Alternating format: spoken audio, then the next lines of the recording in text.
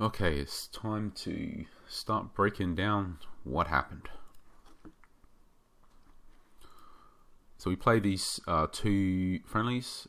We lost both of them. This one in particular, I think. What do we have? Two long shots. This one was a real struggle in particular. The other one, it felt like with a high defensive line, then that might have been part of the issue, just something that we're not really used to dealing with too much. The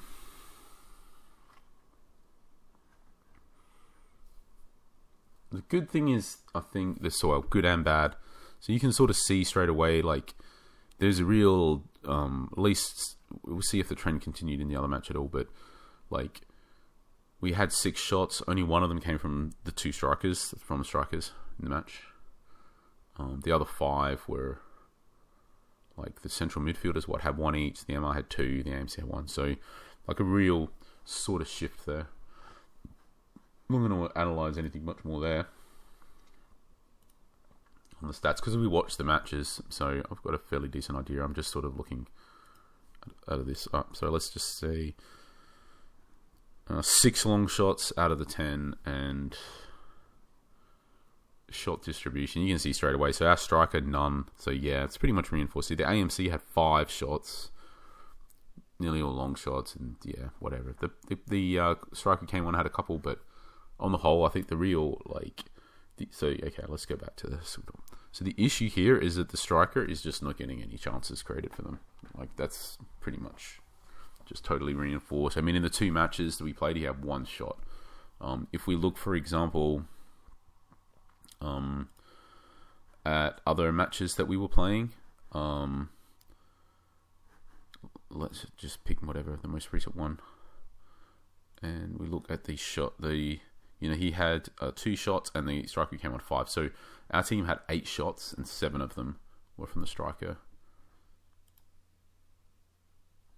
In this match, we had 10 shots. Don't need to go through the rest of the matches. Even that's enough, pretty much at this point. Like, it's really obvious. The issue is that absolutely nothing is being created for the striker. And I think there's a couple of reasons for that, but I think one of the main ones is because we moved this guy in front, and what it's done is it's basically blocked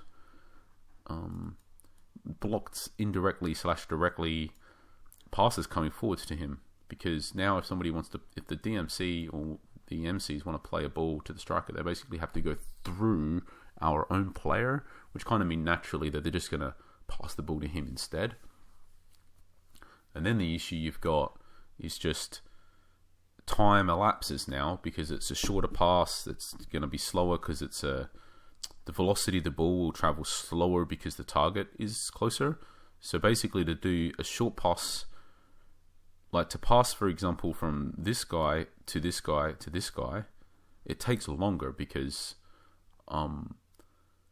rather than just going direct, basically, because it's not just the time that it takes for him to receive and kick it, but also because the initial pass velocity will be basically slower each time than if you sort of hoof it, like hit it harder to go farther.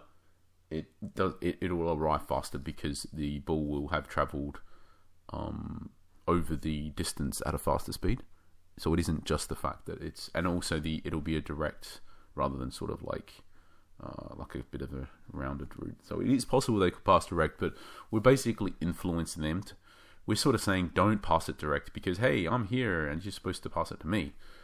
Plus, I'm a creative forward role, so I literally have a sign on the back that says, you pass me the ball according to my role. So we're cutting off his supply by putting him there.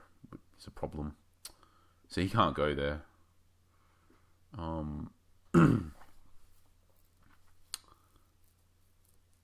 It basically, like, the main sort of effect I think that we've done here is we've like cut off a lot of the really like sort of awesome, like, I don't know, we were creating so many really high quality chances for our strikers. So let's see if we just reset it back to where it was. was something like this. To be honest, if you look at really all we've done here, it's pretty... between these two things, all we've literally done is that versus that. Crazy, hey? Like, how much difference that makes.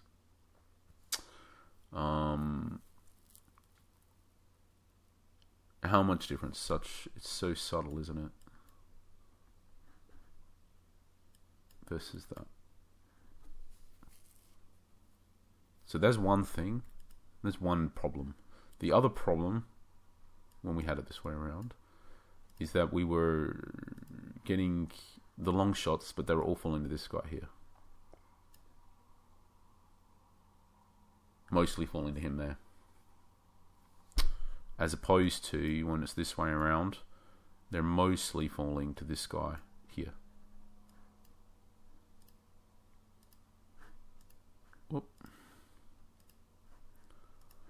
And if we look at these two players, this guy, sorry, I've got the, what have I done? And I think I might have also messed up the wrong players in the wrong roles somehow.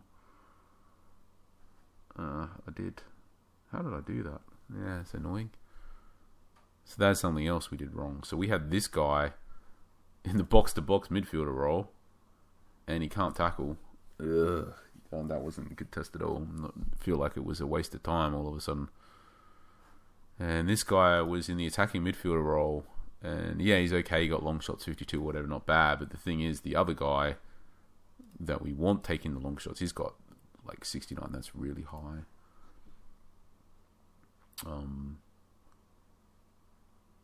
But so yeah, whatever. So maybe because I think, for example, yeah. So it might have not been as bad, but I still feel like at the end of the day, it's not... All of those problems were not caused because of that mistake. Not even close. So anyway, so what the original point I was trying to make is, before I discovered that, is that this guy here has got the 69 in long shots versus the this guy here has got 59.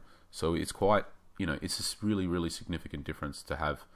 especially when you're talking about what there was like 6 of them or something in one game. When you're talking about like 3, 4, 5, 6 long shots happening by one player, that one player taking them, having 10 extra attribute points in long shots is a big deal, basically. But, as far as the tactic is concerned, we could be looking to recruit an AMC that has 69, whatever, 70, more than 70 long shots. Like, we could be recruiting that.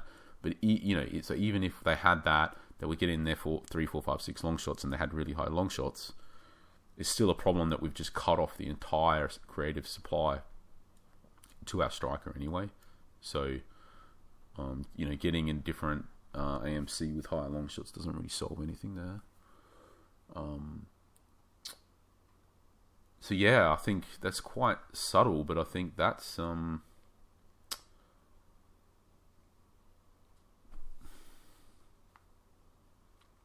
That's interesting, pretty much.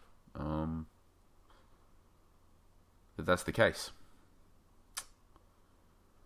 So I think that's the reasons why it didn't really work. Now, unfortunately, all we've done at the moment is change it back to how it was. But maybe this is the maybe we're close to where it's supposed to be. I think. Because another issue as well, which we were talking about before, is this stacking issue, basically. Where we like, let's say it was like this, and this guy's central midfield. Like stacking players like this is bad because it's just clogging up space and destroying the existence of triangles. Pretty much, like it's not good for flowing play. To sort of have two players just sit like one above the other and they kind of move together. And here, if we put him here, like we've done that, we've stacked these as well. So we're not only cutting off his supply. We have this other problem, but effectively cutting off the supply is the problem. That's why you don't want to do it, generally speaking, because if you put them like this, you've created a different problem where potentially these players here or whatever, if the ball's around here, they're not going.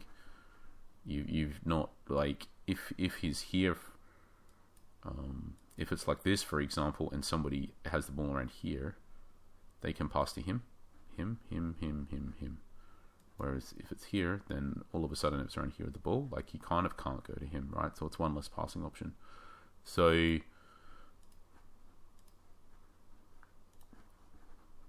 yeah, then these aren't, so to be clear, these are not stacked, though, the destroyer and the attacking midfielder, because they would just be naturally separated by significant distance because of their roles. Like, he's just roaming around making tackles, never going forwards, and he's typically staying forwards and not coming back. So they're not stacked because they look the same on the diagram, but in actual fact there's a bigger distance between these two guys. However, it is true that these two are, but because these has the cover role, he's naturally pushed further back a bit, so it's not as bad as you think. You could think of these, it's not like 3 and 1, it's kind of more like these are like a diamond shape in reality because he's further back. So yeah, like a, I don't know, not an equilateral diamond, if you want, I'm not sure what it's called, but like a, you know, a diamond that's more like this. Plus he's further back to begin with, you know, so it's not, anyway, they're not a triangle, they're a diamond, or some kind of quadrangle anyway. I'm not sure on my geometry. I'm not sure what shape it is. Sorry about that, but yeah, I think you get the picture. So yeah, maybe this is just how it's supposed to be. I mean, I think there is a question about, see, having this player more advanced here, it's interesting, I think, because it allows, because the question is, what if this guy's just back here, you know? What does that mean? I'm not sure we can even easily test it because we don't really have any players, but like, if, for example, like, what role is it supposed to be even? If it's a central midfielder, then it's way less of a contribution attacking wise. If it's any kind of defensive role, obviously it's even less of an attacking contribution. Plus, you also encourage them to not attack down the right by doing this. So it'd have to be some kind of out and out attacking role. And it's like, what is it supposed to be? It's like either attacking midfielder or like advanced playmaker. So then you're basically saying,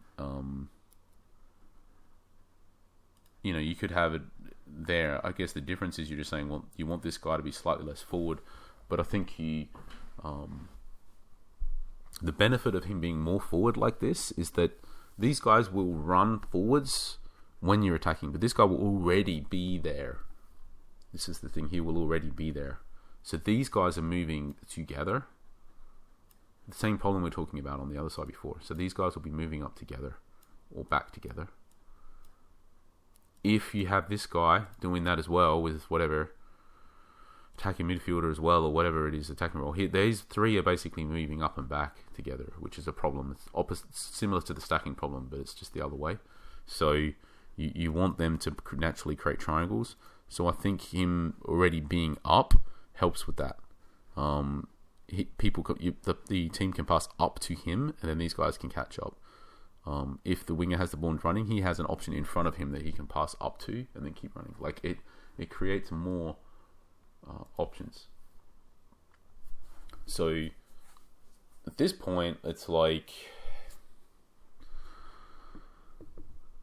yeah, what else can we do to give anything a try here?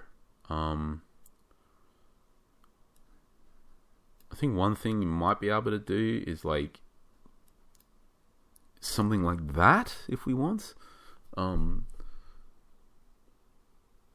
That's another option. So the box-to-box midfielder is coming up and down the center.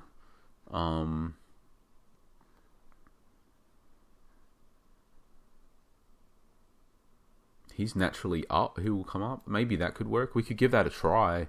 I think the downside of this, though, is just that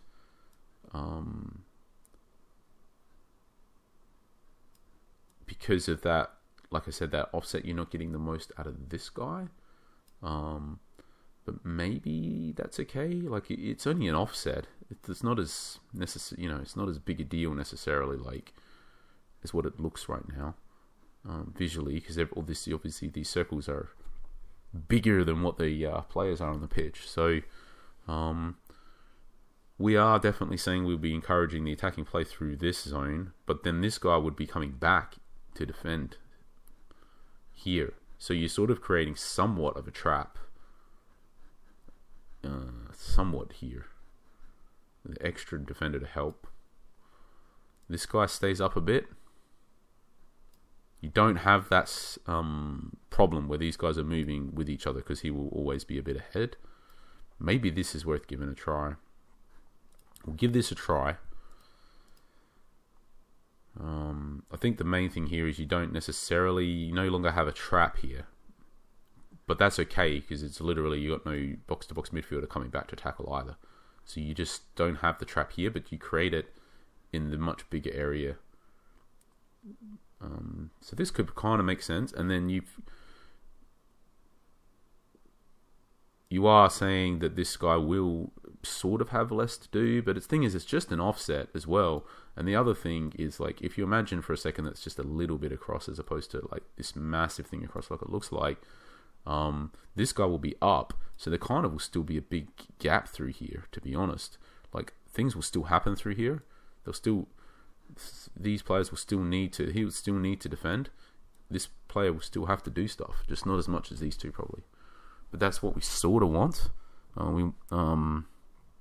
At least from a tackling perspective, you know, these guys will be more getting on the end of the crosses and stuff. I mean, this could maybe be a good solution. I think the downside of this one is just that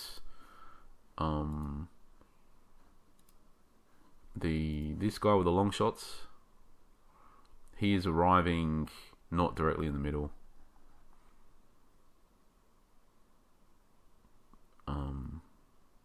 But to be honest, like, other than that, this guy will be, though. He will be arriving directly in the middle. So, I mean, in regards to the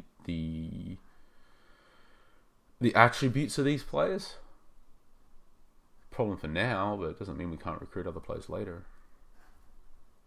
Going to be a pretty damn difficult box-to-box midfielder to find. But that's fine. I mean, he's smack bang in the middle. He's running up and down here. Of course he's going to have to do everything.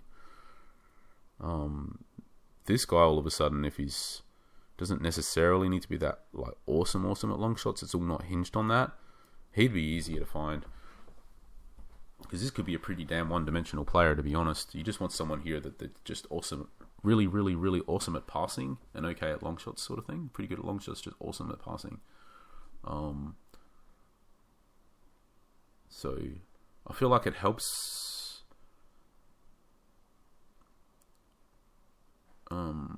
This guy could be up. I don't even know if we need to work the ball down this wing, to be honest. Like, he could just be a wide midfielder, but even if he's a winger, I think that's okay. He can run, and he doesn't necessarily have to be that good anymore at dribbling and stuff, I think is the point here, because this guy will already be up to support him. Unlike if it's the box-to-box midfielder, he has to sort of run and do stuff, and this guy will eventually catch up if he was box-to-box. But if he's an attacking midfielder, he'll just be there. So if there's a defender, he can just pass it. And then actually, he can just pass it across again. And in the meantime, this guy might be catching up, and he can be... This might, at its core, be better. Let's... I'm just going to jump straight in now and play another friendly. I might end up playing two. I'll try and not talk too much. So let's go to senior results. Did we play this one yet? No. It's pretty interesting. We've not played any of these teams yet. Getting all different ones.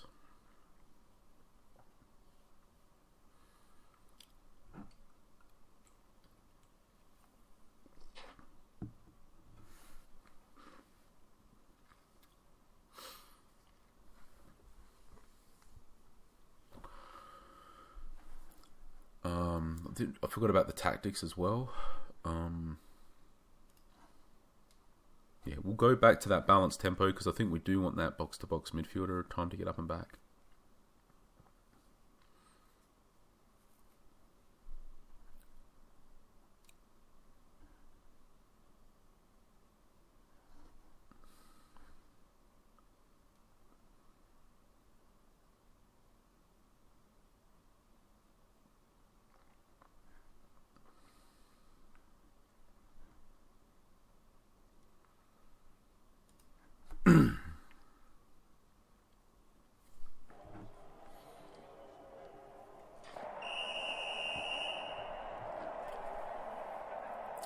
It's a little bit of a shame, to be honest, that other than the team that beat us, like, we have not played any of the same teams that we beat, so we can't really be that confident that these teams are not just better. These are just better than the other teams that we played.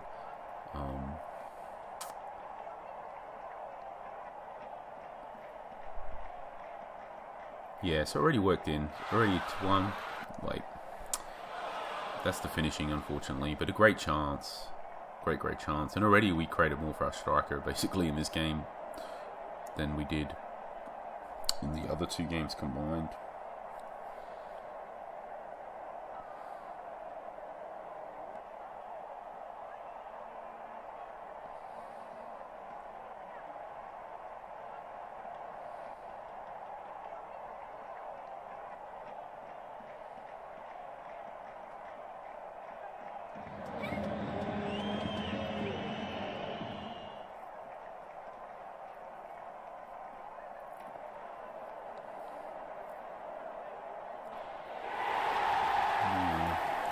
Set piece goal we conceded. It's definitely something we're going to have to look into. It's definitely a weakness. We conceded quite a few. I'm not sure we actually scored any. Sure we did, but I don't specifically remember any in all of our matches. But like I said, I'm sure we did at least one, but I think it's absolute for sure, like, we've conceded quite a few. And if we scored, it's like 1 or 2 sort of thing. And I kind of at least remember conceding something like 6 now in the matches. Like, that was a very well-worked challenge. So it's very interesting, like, because we've already, like, literally created more, I think, not just for the striker, but as a team creatively, like, in regards to constructing the chances and stuff. Like, we already, like, I think we had 1 chance of that nature, let's say, in the last 2 entire matches, and we've already had 2 chances of that nature created in this match alone. So I definitely think so to be clear, the main cause of the problem in the end was just changing our creative forward from the offset to the right to not be offset, to put him in the center, and I think it's just created all the problems.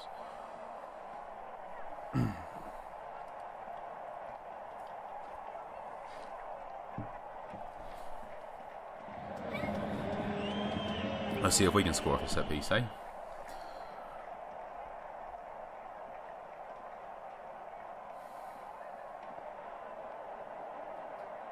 Maybe. Nope. Close there. Good chance.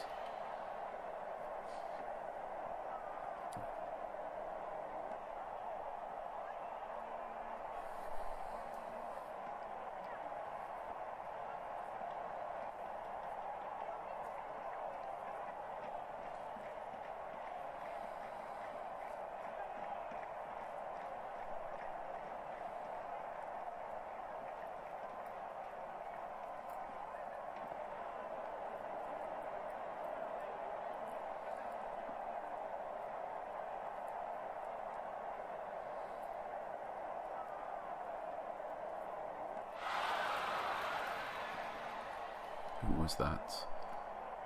What's that guy? Is that who is he? Is he the box-to-box midfielder that just took that long shot?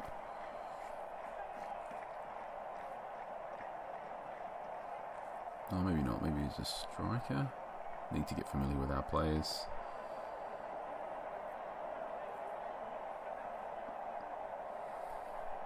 I think we'll get some hairdos and stuff, some customization for some of our players, so we can start more easily telling who's who.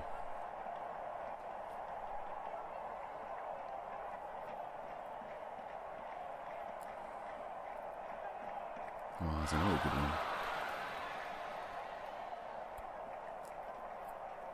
Alright, so that was the creative forward, and the one before was a striker, pretty sure.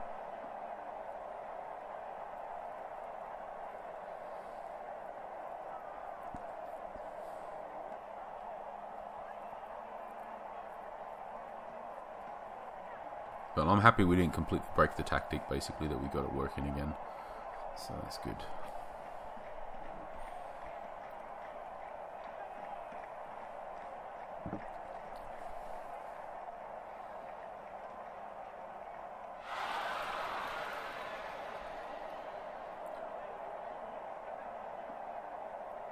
yeah, very in control of this match. Obviously, it's 1-1. But I mean, in regards to the flow, they haven't really done. Yeah, so they've had one shot and scored, but it really feels like they haven't. It's not just the shots outside of that; they haven't really done anything much either. So we're very much in control. I'm going to just swap the striker now because he's 80% anyway. So I'll just swap it and we'll change it to the poacher role and see.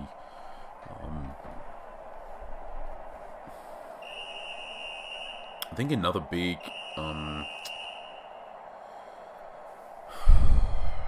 deficiency that we leaving the closing down, like on backing off, and probably that doesn't make sense for our tactic at all. Like ideally, I don't know if we have to press as such, but it should just be at least normal. Just in the middle probably.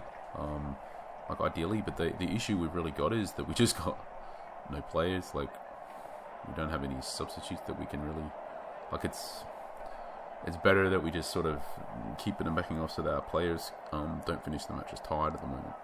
But that is probably something we're definitely going to look to change once we've managed to buy a few more players and we have a bunch of substitutes on the bench that we can bring on, and that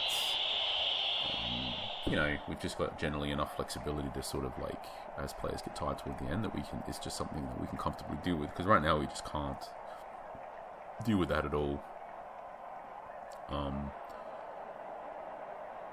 Even with all of that, we needed to sub a player off at half time because they're too tired, sort of thing. So it's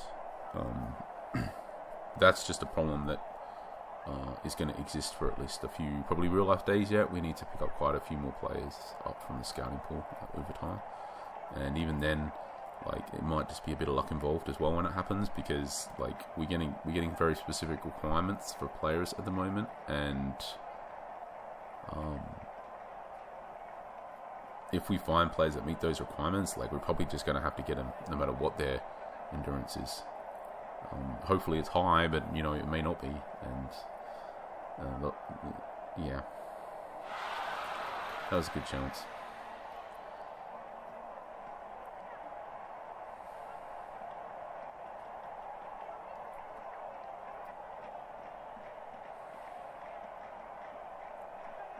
I think as well, I'm just realising it, but I think the teams in the training league are typically the easier ones as well. So that it is probably true that these friendly matches against, like, let's say random teams, they could be good, sort of, or bad typically, but the ones in the actual training league are typically mostly the easier ones. So basically it is the case that these friendlies are probably more difficult on average than the training league matches. So we should just keep that in mind. The results look a bit worse, it's just because that's expected.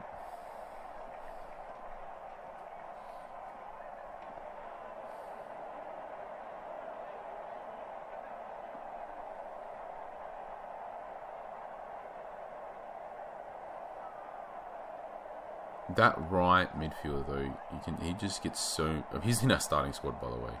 So if we could get like a really high quality one, he does so much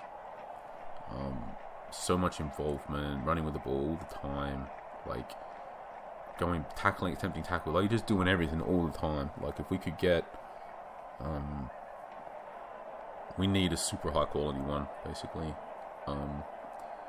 Going forwards, but in the immediate term, even just any kind of upgrade could yield massive results and like massive sort of improvements in fortune for us because of how involved that player is. The one that we got is, is not bad, but certainly it's like just a starting team player, so it's like, he's okay or whatever, but it's certainly going to be improvable, that's for sure.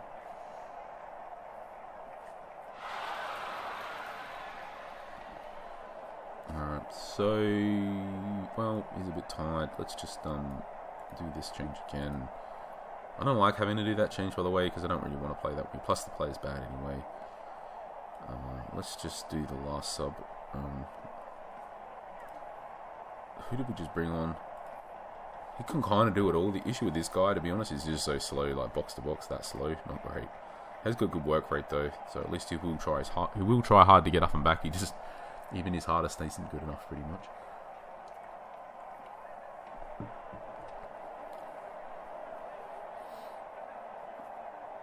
Yeah, unfortunately nothing is going to probably happen. Oh, got it on target at least.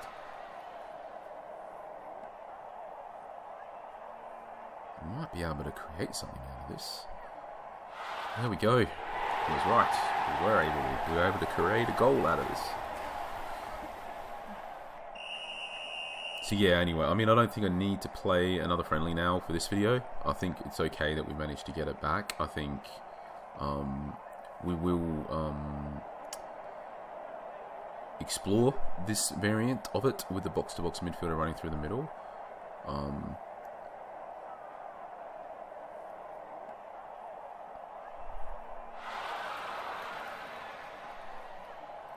Maybe have a bit more discussion. I mean, I do honestly think at this point, like, one of the bigger things is that, like, we're asking very, really asking to get specific things out of specific players. And we have tried to do that based on the strengths and the weaknesses of the players we have. So it's not like we've got, how do you say? It's not like we're putting players into positions that just can't do anything, sort of thing. Like, the way that we've ended up with this tactic is trying to fit it around the players we've got. But also it is the case that a lot of the players we've got they're just the starting team players. They're not particularly good. So it's been quite an interesting way to create the tactic. Just basically just create it based off of whatever the starting squad is we happen to have, pretty much, is sort of the way we went about this. But, at the end of the day, there's only so much you're going to be able to get out of some of these starting team players. Like, we're going to have to... The whole idea is that we are supposed to be buying players from the scouting pool to improve our team. So... I think I think this variant is kind of interesting. I think the difference is there's more sort of scope for the play to flow through to be more balanced. So let's have a look at just the match stats for that last one. Because I kind of feel like away stats. Let's have a look. So our striker, like, I'm just looking at the pass attempts quickly. So whatever, we don't too much of the strikers there to score in this tactic. It's not really intended to be involved in the build-up. But our creative forward involved, great. Our right midfielder, he's involved, great. This is the box-to-box.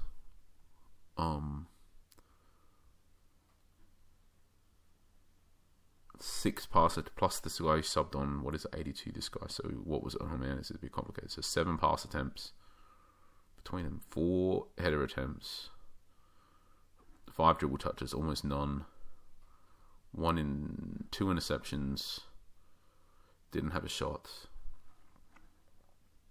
attempted 1 tackle. So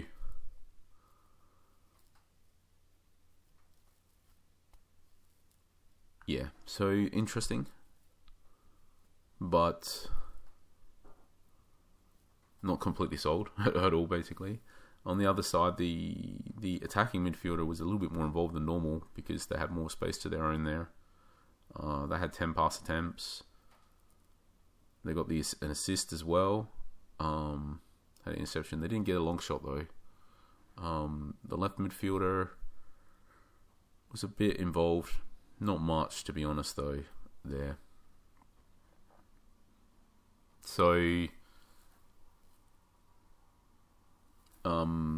we might have to place some more friendlies to sort of get an idea of this. But like I guess I was trying to say before, though, at this point, there's only so much sense it makes to completely fine-tune all of everything as much as possible with the players we've got when we're going to be replacing them. So I kind of feel like it might make more sense to be picking up some players from the scouting pool at this point, and slotting them in and trying to get things, and whilst we're going through this tuning, to do it with sort of including the newer players. And hopefully part of that process also involves us being able to start build out our bench properly so that we can actually do some things during matches more to try to turn the tide of things, because like for example, during a match, a specific player is like needing to do something specific, that we can make that happen, because we've got a player on the bench that can do that specific thing really well. So we'll leave this video here for now. I don't know, maybe it makes sense to play one more match. Let's do one more. How about that? Let's do one. Maybe we just got lucky in that one. Maybe they were really easy. So I just say from the perspective, because I do truly believe, like, one match is just, there's only so many conclusions. You don't want to be drawing too many solid conclusions from one match.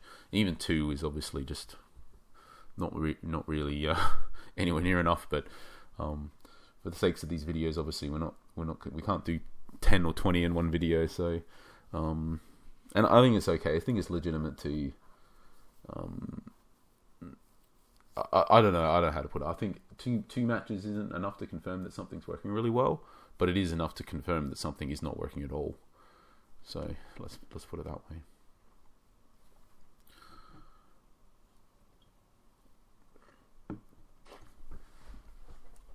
But at its core here, the main thing that I'm kind of trying to just focus on is just trying to have a team that is able to constantly create chances, good chances for our team. That may be long shots, but only to the players that are good at long shots and so on. Just create good quality flow of chances, irrespective of opposition. Now, those chances may look different on a match-to-match basis, but we always want to be able to create some kind of, to be a decent goal-scoring threat regardless, and to try and be stable defensively as well.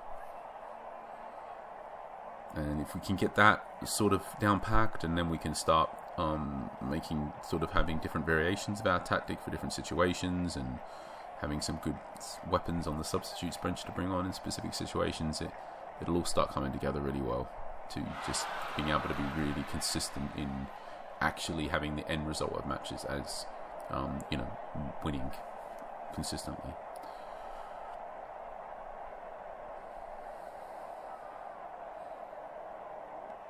So there's our right midfielder running and running.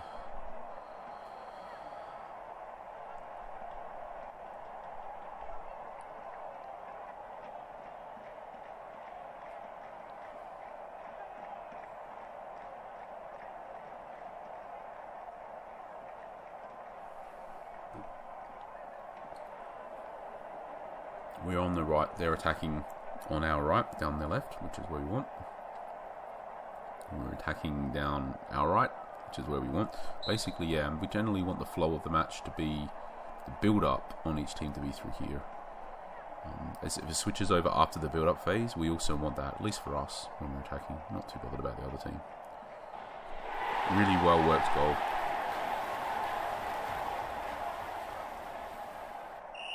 Which I guess technically was off a set piece, wasn't it? So we have scored at least one off a set piece now.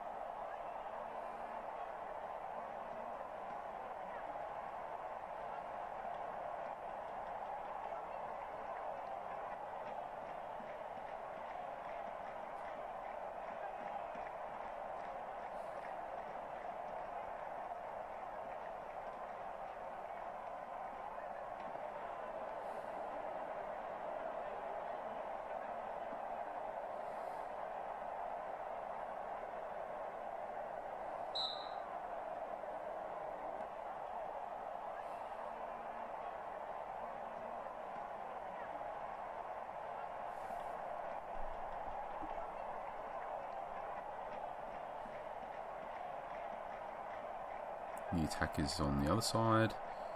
Oh, really happy with that chance as well. Happy to be taking that.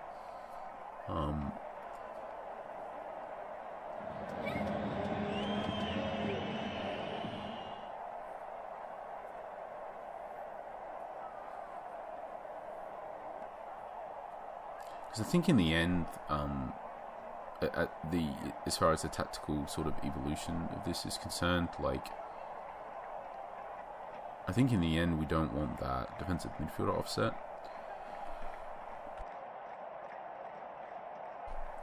That's basically just like there because of deficient defenders. Like if we don't offset, like at the end of the day, we are happy for them to attack wherever. That's the thing. In the end, right? You want to have a team that's good enough that doesn't matter. But it still could be the case that if they're attacking down depending on which side they're attacking, you're looking to try to manipulate sort of specific outcomes or different outcomes depending on which side they go down. And I think that's more what we'd be looking at. Like if they're going down the one side, we want the our sort of stopper defender to be the one making the tackle, and if they're going down the other side, then we want to be holding them up a bit, maybe, or waiting for other players to arrive, or we want the destroyer to be doing it. We want something, basically. I'm not sure exactly what, but like it's okay. Like we don't need to. I would say that was pretty decent shots as well. He got the shot off, so. Because I think in the end we would like to move. I don't really want to offset that destroyer. DMC, basically. I think that's suboptimal for that player, and I don't think it's tactically needed with how we've set the rest of the attack up. I think now it's totally fine for the attacks to come through anywhere for us, so we want that variation. We don't want to constrain ourselves with at the end of the day, like, you don't want the limitation that your team is. Like, we want variation. So, for example, like, right now, there's no reason why this guy's up a bit. Like, the type of attack that builds up through here will be different to the type of attack that builds up through here. But but that's fine. We want different types of chances. At the end of the day, there's nothing preventing the build-up happening from anywhere. The main reason why it's building up through this way, though, is just because mostly that's where we're defending. But there's no reason why we also have to only, like... I'm basically saying I want to be able to move him here. Basically. I think that's what I want. And yeah, this is box to box. They're stacked technically a bit, but whatever. That's fine. They will arrive. And, I don't know. I think that's okay.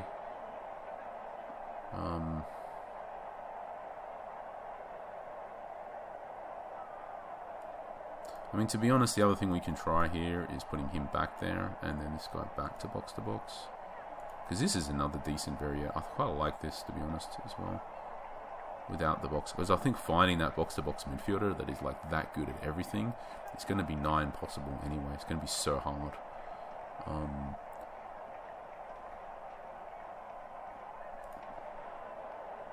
And I feel like when he's on that side, he ends up, when he gets back, he's part of a genuine trap as well, which I think is good.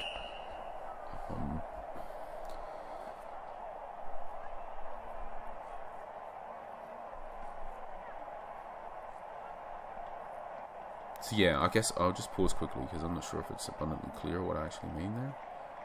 So, because when he's offset, we're discouraging him from coming here, whereas when he's here, we're saying, fine, it's fine to attacking here, we don't mind. But when you do, this guy's going to be coming back because he's box to box, and this guy will be coming back. So we're not only happy for you to be here, but we want you to be here because we have a plan to stop you. I'll come, and I'll be here too. And if you come this way, we have a plan. This guy's going to step and make the tackle. This guy's going to step and make the tackle. And if you beat us, then these guys are heroes back up, basically. So I feel like, and because if we do win it here or whatever, like we got a plan to, we can bring the attacking play through. So I kind of feel like this is probably the more optimal variant anyway, quite frankly. I'm just going to change it for this half because at least it's the same team and we can just see if it's all of a sudden it completely cuts off our ability to create anything. And the other benefit that this has got is that the attacking midfielder, again, is right in front for those long shots. And finding a central midfielder with really high long shots is the only real requirement, and like decent, hopefully good, but passing, like that's actually going to be a very easy play to find. So I think another factor here, which you can't ignore at all, is like these players that we need to find, like how difficult are we going to make it for ourselves? Like to find a central midfielder that's like through that middle, that's like good at long shots, tackling, passing, super fast, high work rate, this, that, all of this stuff, it's going to be so hard to find that player. Find a central midfielder with high long shots and above average passing, like that's going to be really easy. And another great chance for it.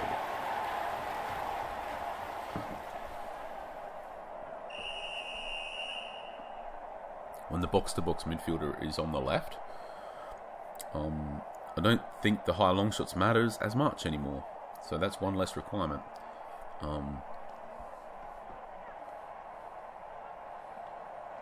And their main function really is to act part of a trap. And probably their tackling matters quite a bit. So you just want high tackling, and you really want them to get up and back, and we just need to track their stats. I mean, ideally they'd be at least decent at passing. They don't seem like they're that involved, making huge amounts of pass attempts, so it just needs to be alright. It's actually not that hard a player to find. You just want somebody who high work rate or whatever can get up and back, make a tackle, and kind of just well-rounded otherwise. Like, ideally, alright at passing, alright at long shots, whatever, just generally rounded. And generally rounded sort of central midfielders, they're not that hard to find. So I think it makes it easier just removing that requirement that they're going to be at the top in the middle, where all of a sudden they do need to also have the high long shots. They also need to have much better passing and stuff, because it's going to be more critical when they get the ball there, that in that exact spot, that there's a high percentage chance that they're either going to score or set something up. So, but to have that, as well as all that defensive stuff, as well as all the stuff to get up and back, it's going to be really hard to find that player.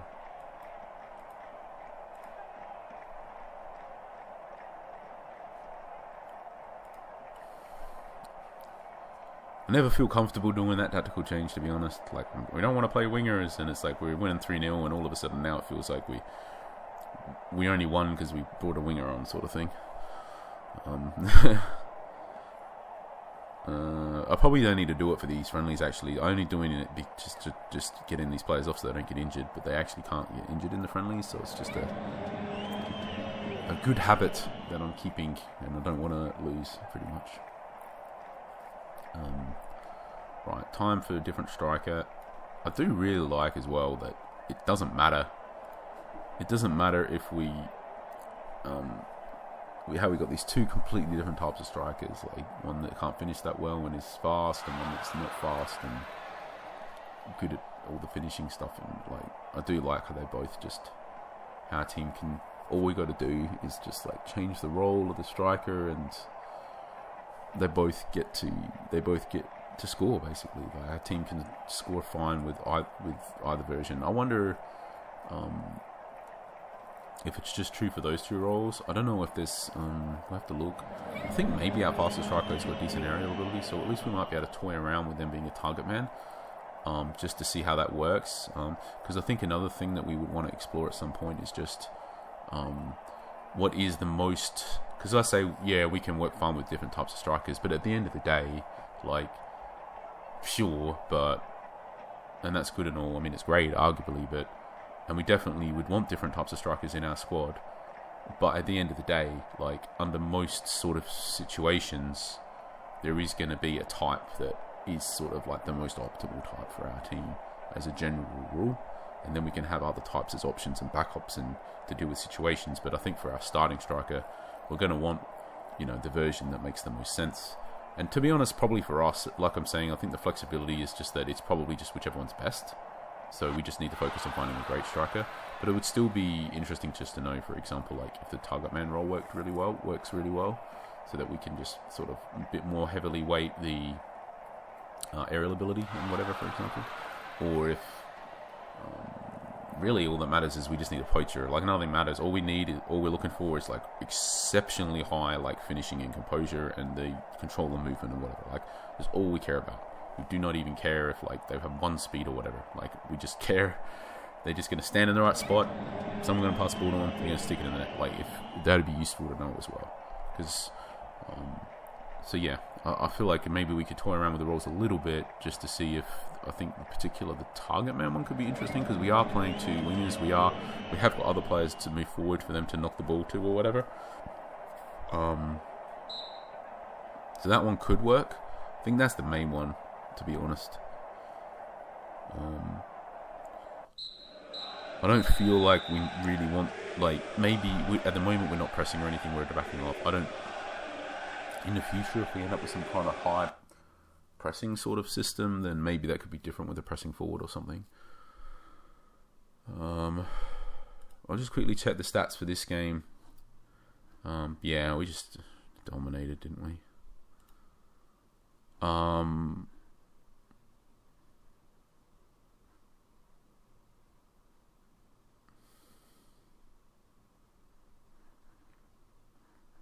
It's very interesting. I do find that, unlike our youth team, where this central midfielder is like, we have a couple of players. I think the central midfielder and the MRC and the AMC, where like all the build-up players through them.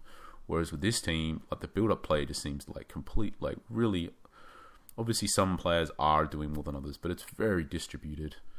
We're not overly heavily reliant on anybody, broadly speaking.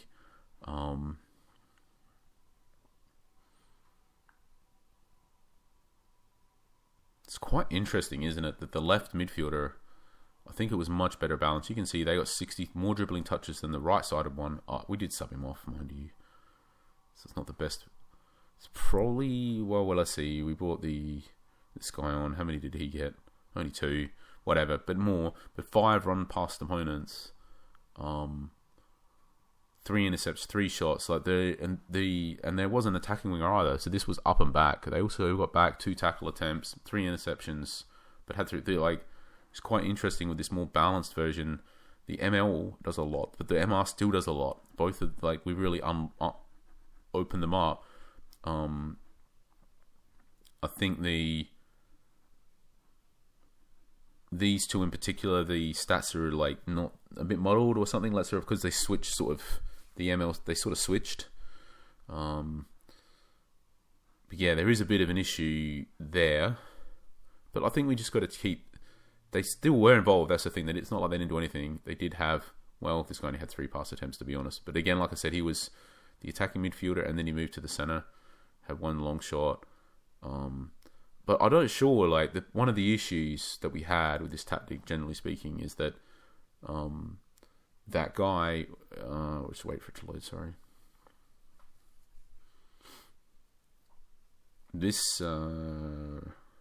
So I think what we're saying, I honestly think we don't want that guy off. This is the version, I believe. This is where we want to go. I think it's really balanced. It's really great. This player gets to do loads. I think as far as involvement is concerned, like with this version, basically this player has a lot of involvement. These 4 all have a lot of involvement. This guy, a lot of involvement. I think this player here, the sort of issue with them is that they don't have a lot of involvement, like in regards to like the build up. They're not doing a lot of defending. They're not, but the thing is, when they do have involvement, it really, really matters. So they don't have volume, but they have like quality or something like that. Not quantity, but quality. Like, and you can kind of see that in the guy's match stats. Like we're seeing, he's not ever attempting that many passes, but he has 6 assists in 12 matches. You know, and it's because when he does get the ball, like it's in really. Yeah, it's in those really threatening, dangerous positions, and he's got the 3 goals. So I feel like I don't think that's necessarily bad. Like at the end of the day, every player in the tactic cannot have high volume. They don't have to have high volume in regards to just general attempts of everything. At the end of the day, why are you doing all of this? You're doing it to score goals. Well, he's being very directly involved in that process. So I think I'm okay with that, and it also makes it a very easy player to look for, because it's extremely narrow on what we're looking for there. And then this guy in particular, I feel like, I don't know if his volume of stats really matters. At the end of the day, what he's really doing here is he's more about just space, like having a body, let's say. The bigger thing about this guy is basically having an extra attacker and having an extra defender. He gets up and back. But what is What we need though is just to give him a bit of time to get up and back, and we sort of maybe we need to work on that or whatever. But I feel like that's okay. He doesn't need a lot of attempts of things. I think in particular, there's a thing we need to track. We do need to see what he is attempting from the perspective over time.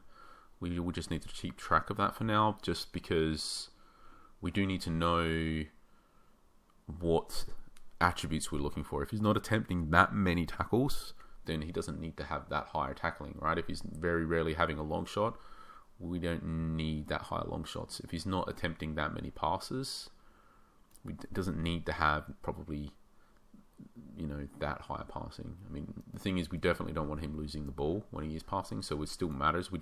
I'm just saying, like, we don't necessarily looking for like super high passing in vision, maybe just high.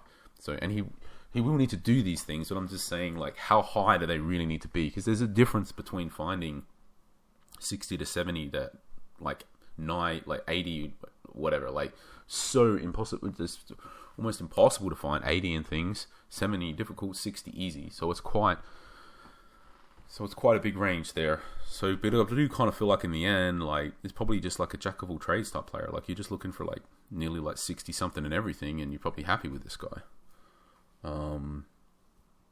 Feel like that's where it's kind of at. And then this player in particular is going to be a real hard one, because it looks like they were getting involved in a lot of the attack and whatever, but they also want him to get back and defend. They need a lot of stuff. This guy mostly just the attacking. Although he, even as an attacking winger, and I think just because of like he's kind of got all this space around him, it is the case that he's attempting a surprising amount of tackles. So we've got a bit to do here with trying to find players, and I think right now is a logical time for us to go through our little daily routine, and actually the regular one where we check the scouting pool and training options and stuff. So we're going to do that in the next video. So we'll see you for that one. Cheers.